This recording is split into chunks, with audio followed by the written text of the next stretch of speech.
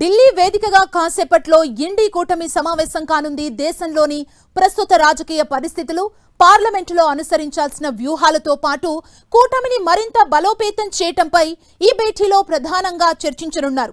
భవిష్యత్తు వ్యూహాలు, పార్టీల మధ్య సమన్వయం సాధించడమే ఎజెండాగా సమావేశం జరగనుంది.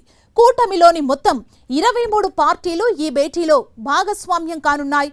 కాంగ్రెస్ తరపున మల్లికార్జున ఖర్గే, రాహుల్ గాంధీ, టీఎంసీ అధినేత్రి మమతా బెనర్జీ, ఎస్పీ చీఫ్ అఖిలేష్ యాదవ్ తో పాటు మరికొందరు కీలక జాతీయ నాయకులు ఈ సమావేశానికి హాజరు కానున్నారు. ఢిల్లీలోని కాన్స్టిట్యూషన్ క్లబ్ లో మధ్యాహ్నం 12 గంటలకు ఈ మీటింగ్ జరగనుంది.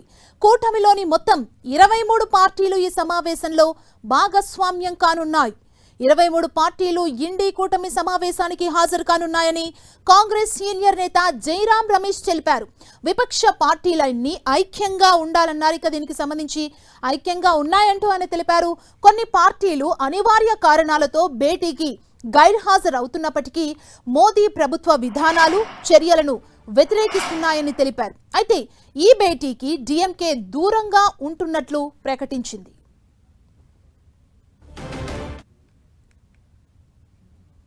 ఇక ఢిల్లీ వేదికగా కాసేపట్లో ఇండి కూటమి సమావేశం కానుంది. ఈ సమావేశానికి సంబంధించి మరిన్ని అప్డేట్స్ ని మా ఢిల్లీ ప్రతినిధి గోపి అందిస్తారు. గోపి,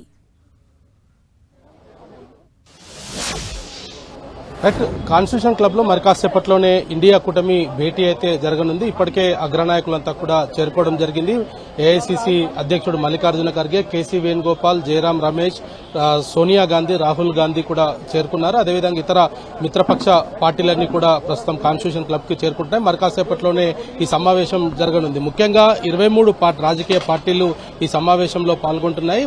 ఇటు ఎన్డీఏ తీసుకుంటున్న విధానాలు, అనుసరించాల్సిన వ్యూహాలు, రానున్న 2029 ఎన్నికల్లో ఏ విధంగా కూటమి బలోపేతంతో ముందుకు వెళ్లాలన్న అంశాలపైన కూడా ప్రధానంగా చర్చ జరగనుంది. అయితే దీనికి ఇటు తమిళనాడుకు సంబంధించిన డీఎంకే, అదేవిధంగా ఆమ్ ఆద్మీ పార్టీ, రెండు పార్టీలు కూడా దూరంగా ఉంటున్నాయి. దానికి సంబంధించి కూడా ఇప్పటికే ఆమ్ ఆద్మీ పార్టీతో నిన్న మమతా బెనర్జీ కూడా అరవింద్ కేజ్రీవాల్ తో భేటీ అవ్వడం జరిగింది. ఆ సందర్భంగా కూడా ఈ యొక్క భేటీకి రావాల్సిందిగా కూడా ఆమె ఆహ్వానించారు. అయినప్పటికీ కాంగ్రెస్ తీసుకుంటున్న విధానాలు, ఆమ్ ఆద్మీ పార్టీకి జరిగిన నష్టం, వీటన్నిటిపైన కూడా ఇటు అరవింద్ కేజ్రీవాల్ మమతా బెనర్జీ తోటి చర్చించినట్టుగా తెలుస్తుంది. అయితే ఇక ఈ రోజు జరుగుతున్న ఈ సమావేశంలో ఇటీవల ఏదైతే మహిళా రిజర్వేషన్ బిల్లుకు విపక్ష పార్టీలన్నీ ఏ విధంగా కలిసికట్టుగా ఉండి ఎన్డీఏ పార్టీ తీసుకున్న విధానాలను వ్యతిరేకించాయో, అదేవిధంగా రానున్న ఎన్నికల్లో ఈ యొక్క పార్టీలంతా కూడా ఏకతాటిపైకి వచ్చి దీనికి సంబంధించి అంటే పార్టీల బలోపేతము, కూటమి బలోపేతంతో పాటు రాజకీయంగా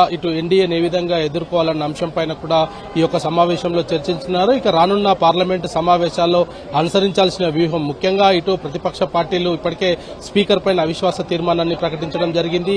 అనేక సందర్భాల్లో తమకు మాట్లాడే అవకాశం ఇవ్వట్లేదంటూ కూడా ఇండియా కూటమి ఎప్పటికప్పుడు పార్లమెంట్ ను బహిష్కరిస్తూ బయట ధర్నాలు చేస్తున్న పరిస్థితి చూశాం. వీటన్నిటికీ కూడా మిత్రపక్ష పార్టీలు ఏవి కూడా కలిసి రాకపోవడం, కాంగ్రెస్ పార్టీ ఏకాకిగా ఈ నిరసనలు తెలిపే ప్రయత్నం చేస్తున్న నేపథ్యంలో మరి వీటన్నిటిని కూడా కలిసి రావాల్సిందిగా కూడా కోరడం జరిగింది. ఇక 5 రాష్ట్రాల ఎన్నికల్లో, ముఖ్యంగా పశ్చిమ బెంగాల్ ఎన్నికల్లో ఫలితాల తర్వాత మమతా బెనర్జీ ఇండియా కూటమిని బలోపేతం చేసేందుకు ప్రయత్నాలు చేస్తూ ఉండడము, ఆమె ఈ యొక్క భేటీకి ప్రాతినిధ్యం వహిస్తారనేది కూడా కొంత సమాచారం అయితే అందుతుంది. మరి కాంగ్రెస్ పైన గతంలో ఆమె చేసిన వ్యాఖ్యలు, ఇప్పటి వరకు కూడా ఇండియా కూటమి సమావేశానికి ఆమె గైహాజరవుతూ వస్తున్న నేపథ్యంలో ఈ రోజు ఆమె మరి కొద్దిసేపటి క్రితమే ఇక్కడికి కాన్స్టిట్యూషన్ క్లబ్ కు కూడా చేరుకోవడం జరిగింది. మరి ఆమె ఈ యొక్క సమావేశంలో ఇండియా కూటమికి సంబంధించి ఏం మాట్లాడబోతున్నారు, కూటమిలో ఎటువంటి నిర్ణయాలను తీసుకోవాలని ఆమె సూచించబోతున్నారన్న దానిపైన కూడా కొంత రాజకీయ వర్గాల్లో అయితే చర్చ జరుగుతున్న పరిస్థితి ఉంది. ఇక వెస్ట్ బెంగాల్ తో పాటు ఇతర రాష్ట్రాల్లో జరిగిన ఎన్నికల ఫలితాలు, ఎస్ఐఆర్ నిర్వహణ, వాటిని ప్రజల్లోకి తీసుకెళ్లే విధానం, అంటే ప్రధానంగా ఏ టాపిక్ మీద ఇండియా కూటమి ఈ రోజు మాట్లాడే అవకాశం కనబడుతోంది? అంటే బీజేపీ ప్రభుత్వానికి వ్యతిరేకంగా ఏదన్నా తీసుకునే ఛాన్సెస్ కనిపిస్తున్నాయా? అంటే ప్రస్తుతం ఏ సిచ్యువేషన్స్ మీద ఫోకస్ చేసే ఛాన్స్ ఉంది ఈ కూటమి భేటీలో? అయితే జన సంఘర్షణ పేరుతోటి ఈరోజు భేటీలో అయితే ప్రధానంగా చర్చించనున్నారు. ఇందులో ముఖ్యంగా 2029 ఎన్నికల్లో కూటమి ఏ విధంగా ముందుకు వెళ్లాలి అన్న దానిపైనే ప్రధానమైన చర్చ ఉంటుందనేది కూడా ఇండియా కూటమి నేతలు అయితే చెప్తూ ఉన్నారు. మరి దాంతో పాటు ఎన్డీఏ ప్రభుత్వ వైఫల్యాలు, తీసుకుంటున్న విధానాలు, దాని ద్వారా దేశ ప్రజలకు జరుగుతున్న నష్టం, అంటే ఇటీవల పశ్చిమాసియాలో నెలకొన్న పరిస్థితులు కావచ్చు, దాని ప్రభావం భారత్ పైన ఏ విధంగా ఉంటుంది, ఆ ప్రభావం ద్వారా సామాన్య ప్రజలు ఏ విధంగా ఇబ్బంది పడుతున్నారు, వాటన్నిటినీ కూడా ప్రజల్లోకి ఏ విధంగా ముందుకు తీసుకువెళ్లాలి, కలిసికట్టుగా అంటే కూటమిలో ఉండే పార్టీలంతా కూడా ఏకతాటిపైకి వచ్చి ఈ యొక్క భారత ప్రభుత్వం తీసుకుంటున్న నిర్ణయాలు కావచ్చు, మోడీ సర్కార్ తీసుకుంటున్న అంశాలను కూడా ప్రజల్లోకి ఏ విధంగా తీసుకువెళ్లాలన్న దానిపైనే ప్రధానంగా చర్చ జరుగుతుంది. అదేవిధంగా 29 ఎన్నికల్లో ఎన్డీఏ ప్రభుత్వాన్ని ఓడించేందుకు ఏ విధంగా కలిసి ముందుకు వెళ్లాలన్న దానిపైన కూడా ఈ రోజు ఈ యొక్క సమావేశంలో ప్రధానంగా చర్చ అయితే జరగబోతుంది. అయితే ఇటు ఈ రెండింటితో పాటు కూడా రానున్న సమావేశాలు, జూలైలో పార్లమెంటు సమావేశాల్లో అనుసరించిన వ్యూహాలు, గతంలో మహిళా రిజర్వేషన్ బిల్లుకు సంబంధించి ఏ విధంగా ఎన్డీఏ కూటమి అంతా కూడా సమర్థవంతంగా ఏకతాటిపైకి వచ్చి ఆ బిల్లును రద్దు చేయడంలో కీలక భాగస్వామ్యంగా ఉన్నదో, మరి అదేవిధంగా రానున్న సార్వత్రిక ఎన్నికలకు సంబంధించి కూడా ఏ విధంగా ముందుకు వెళ్లాలన్న దానిపైన కూడా ఈ సమావేశాల్లో చర్చించే అవకాశాలు కనపడుతున్నాయి. గోపి, అంటే మొత్తం 23 పార్టీస్ ఈ రోజు జరగబోయే ఇండి కూటమి సమావేశానికి హాజరవుతున్నట్లు ఆల్రెడీ సీనియర్ నేత జయరాం రమేష్ తెలిపారు. అంటే కొన్ని పార్టీలు కలిసి రావట్లేదు, అనివార్య కారణాలతో కొన్ని భేటీకి దూరంగా ఉన్నట్లు తెలుస్తుంది. వాటికి గల రీజన్స్ ఏంటి? ఏ పార్టీలు దూరంగా ఉన్నాయి? అయితే ముఖ్యంగా ఇక్కడ రెండు పార్టీలు, ఒకటి డిఎంకే పార్టీ, తమిళనాడుకు సంబంధించి డిఎంకే ఇక్కడ ప్రధానంగా కూటమిలో భాగస్వామ్యంగా ఉన్నప్పటికీ కూడా టీవీకేకు కాంగ్రెస్ పార్టీ మద్దతు తెలుపుతూ 5 ఎమ్మెల్యేల మద్దతు టీవీకేకు ప్రకటించడంతో దీనిపైన డిఎంకే కూడా కొంత అప్పట్లోనే అసహనం వ్యక్తం చేయడం జరిగింది. మరి ఆమ్ ఆద్మీ పార్టీకి సంబంధించి ఢిల్లీ ఎన్నికల సందర్భంగా కాంగ్రెస్ పార్టీ అనుసరించిన విధానానికి వ్యతిరేకంగానే ఆమ్ ఆద్మీ పార్టీ దూరంగా ఉంటుంది. మరి గతంలో కూడా ఇటు హర్యానా, ఢిల్లీ లాంటి రాష్ట్రాల ఎన్నికల సమయంలో కూటమి నిబంధనలను కూడా పాటించకుండా కాంగ్రెస్ పార్టీ ఏ విధంగా వ్యవహరించిందో వాటన్నిటిని కూడా దృష్టిలో ఉంచుకొని తాము దూరంగా ఉంటున్నామనేది కూడా ఆమ్ ఆద్మీ పార్టీ చెప్తున్నారు. ఇక డిఎంకే సంబంధించి కూడా ఇటీవల తమిళనాడులో టీవీకే ప్రభుత్వాన్ని ఏర్పాటు చేయడంలో కొంత సరైన మెజార్టీ రాకపోవడము, ఆ సందర్భంలో కాంగ్రెస్ పార్టీయే ముందుకొచ్చి టీవీకేకు మద్దతు తెలుపుతూ మరి ఆ నిర్ణయం తీసుకోవడము, 5 ఎమ్మెల్యేల మద్దతు లేఖను కూడా ఇటు ఏఐసిసి కార్యాలయం నుంచి పంపించడము, స్వయంగా రాహుల్ గాంధీ ప్రమాణ స్వీకారానికి హాజరవ్వడం, ఇటువంటి అంశాలన్నింటిలో కూడా ఆయన ఇండియా కూటమికి దూరంగా ఉండాలనేది కూడా భావించడం జరిగింది. మరి స్టాలిన్ తో పాటు ఇటు తమిళనాడు ఇటు ఆమ్ ఆద్మీ పార్టీ చీఫ్ అరవింద్ కేజ్రీవాల్, ఈ రెండు పార్టీలు అయితే ప్రధానంగా ఈ యొక్క భేటీకి అయితే దూరంగా ఉంటున్నట్టుగా కూడా ప్రకటించారు. ఇక ఉద్దవ్ థాక్రే శివసేన కూడా మొదట ఈ యొక్క సమావేశానికి గైహాజరవుతున్నాము, మేము ఈ సమావేశంలో పాల్గొనలేదని చెప్పినప్పటికీ నిన్న ఇండియా కూటమి నేతలు మాట్లాడిన తర్వాత ఆయనకు కూడా హాజరవుతానంటూ కూడా చెప్పడం జరిగింది. అయితే మొదట 3 పార్టీలు కూడా దూరంగా ఉంటున్నాయనేది, కేవలం 20 పార్టీలు మాత్రమే ఈ యొక్క సమావేశానికి హాజరవుతాయనేది కూడా భావించినప్పటికీ ఇటు ఆమ్ ఆద్మీ పార్టీ, ఇటు డీవీకే రెండు తప్ప మిగతా పార్టీలన్నీ కూడా ప్రస్తుతం అయితే హాజరవ్వడం జరిగింది. మరి 12 గంటలకు ఈ సమావేశం ప్రారంభం కానుంది. మరి దీంట్లో అనేక అంశాలపైన ఇటు కూటమి విపక్ష పార్టీలంతా కూడా ఏకతాటిపైకి తీసుకురావడంలో ఎటువంటి వ్యూహాన్ని అనుసరించాలన్న దానిపైన ఈ యొక్క ప్రధానంగా చర్చ జరగబోతుంది. 29 ఎన్నికలను టార్గెట్ గా చేసుకునే ఈ యొక్క సమావేశం అయితే నిర్వహిస్తున్నట్టు ఇండియా కూటమి నేతలు చెప్తున్నప్పటికీ రానున్న పార్లమెంటు సమావేశాల్లో కూడా అనుసరించాల్సిన వ్యూహం ఏకతాటిపైకి అన్ని పార్టీలు కలిసి ఉంటే ఎన్డీఏ తీసుకుంటున్న విధానాలను, ప్రజలకు వ్యతిరేకంగా తీసుకొస్తున్న పాలసీస్ ని కూడా మనం వ్యతిరేకించవచ్చు అన్న దానిపైన కూడా ఈ సమావేశంలో ప్రధానంగా అయితే చర్చ జరగనున్నట్టుగా తెలుస్తుంది. మరి కాసేపట్లో దీనికి సంబంధించి కూడా మీడియా బ్రీఫ్ అయితే ఉండే అవకాశాలు కనపడుతుంది. అంటే ఇప్పుడు మీరు చెప్పిన దాని ప్రకారం అంటే ఎన్డీఏ వ్యవహరిస్తున్న తీరు, పాలనను వ్యతిరేకించడం ఒకవైపు అయితే, అంటే ఇండియా కూటమి కలిసికట్టుగా ఎలాంటి చీలికలు లేకుండా ముందుగా వీళ్ళు కూటమిగా ముందుకు వెళ్లడం అనేది కూడా ఇక్కడ చాలా ఇంపార్టెంట్ గా మనకు కనిపిస్తుంది అనుకోవచ్చా గోపి?